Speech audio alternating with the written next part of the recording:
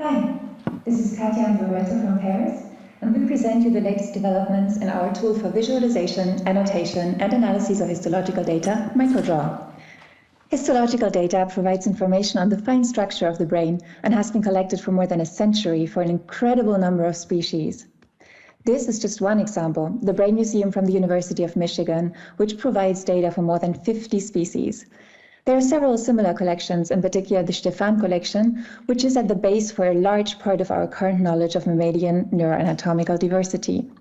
And so these are fantastic resources. However, histological data is particularly challenging to visualize, to analyze, and to share. And the digitalized images are very large, the material is fragile, and often it requires lengthy manual annotation. So we've been developing MicroDraw for several years now as a tool that allows us to study the development and evolution of the brain.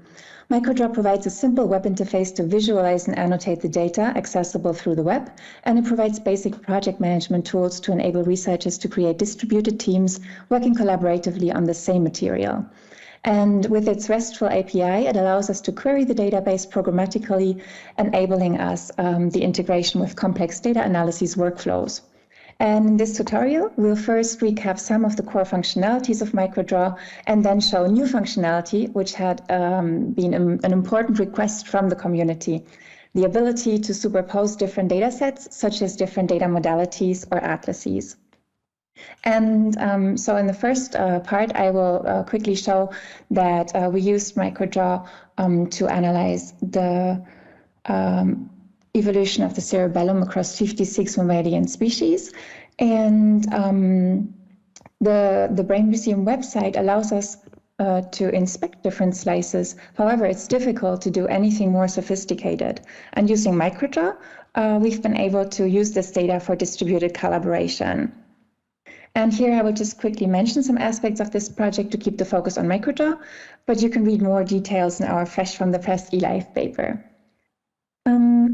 Being able to study a large number of species allows us to use powerful phylogenetic comparative methods, which take into account phylogenetic trees and different models of evolutionary processes to understand neuroanatomical changes.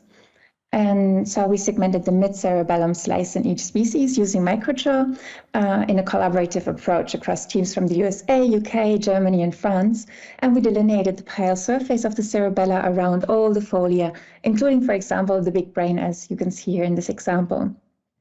And using MicroDraw's API, we then collected the segmentations and measured several parameters of cerebral and cerebellar anatomy. Some of these measurements were obtained directly from the segmentation contours, for example, the total length, the section area, and thanks to an algorithm to automatically detect sulci, we also measured the median width and perimeter of each cerebellar fold across species. So from the Euclidean distance from one sulcus to the next one and the circumference along the PL surface.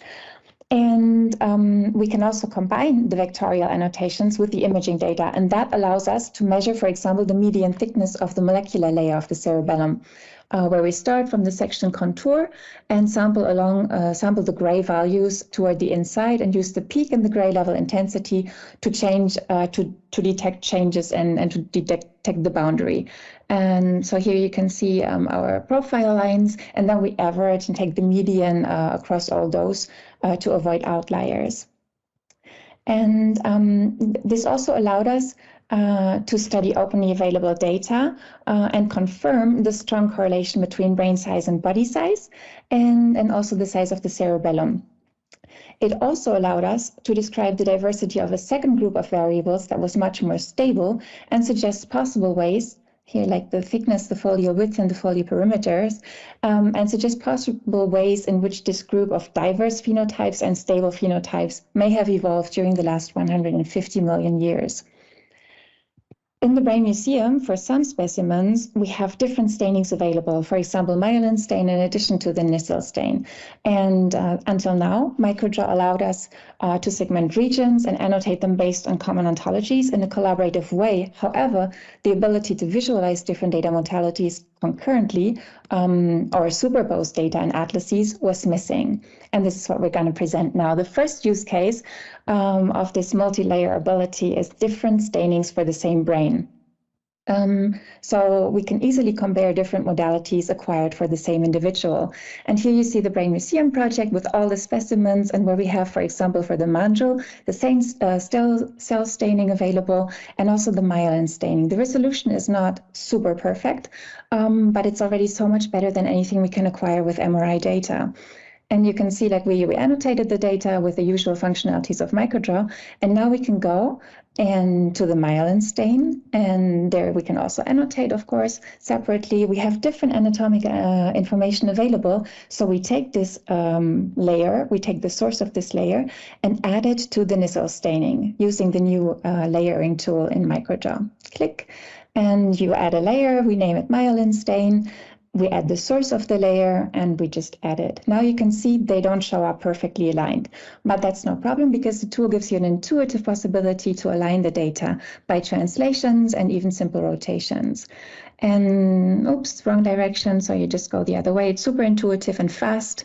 You can zoom in and refine your registration, and by smoothly transitioning between the overlay opacity across the two modalities gives you a nice way of annotating and analyzing your data across modalities and refining your segmentations. So all the usual tools that you have in MicroDraw are still available. You can zoom and you can draw as you're used to. We can here, for example, just pick one random region and annotate this gyrus. You pick your tool and click, click, click, click, click. And then you can go across the two modalities and modify the path as you are used to by just moving the path points around. Go over to the other modality to see different features and refine your segmentation.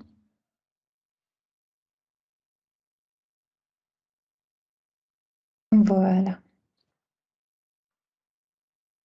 And the second use case I will present is complementary analyses of the same data.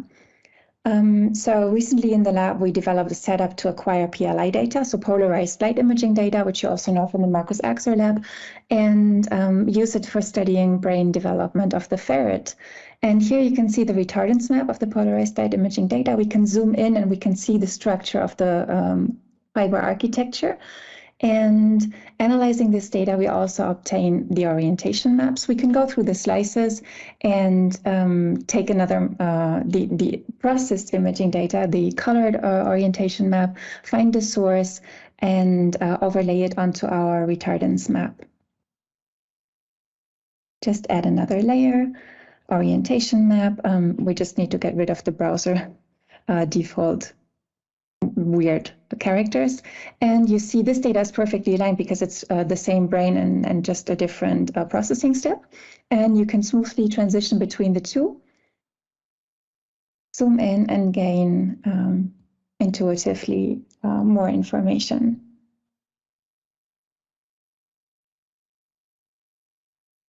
We can do the same for example, for adding an atlas. So here we have our segmentation. We can add a third, so to say, a third layer. We have our retardance map. We can zoom in. We can add the orientation map to the segmentation and the retardance map.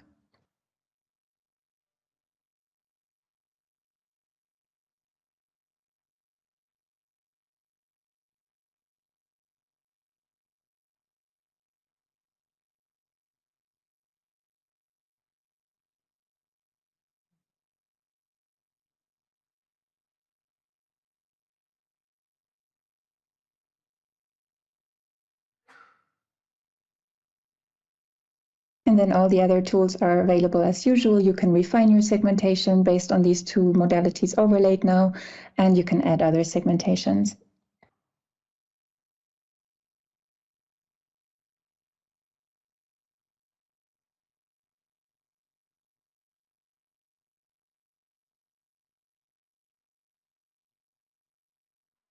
The last use case I want to show for this is the superposition of atlases or external annotations.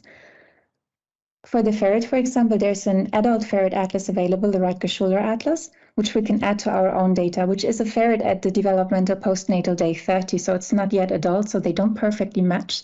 What we can do in one step is to align already the slices. So here you see number slices 38, and they match to the atlas now. So that they are corresponding the closest slice to the closest one in our data set.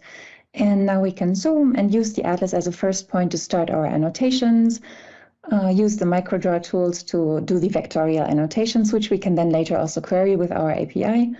And so you have a first starting point. We can here, for example, annotate the caudate nucleus. And then you can switch between the atlas and your underlying data to refine your annotation.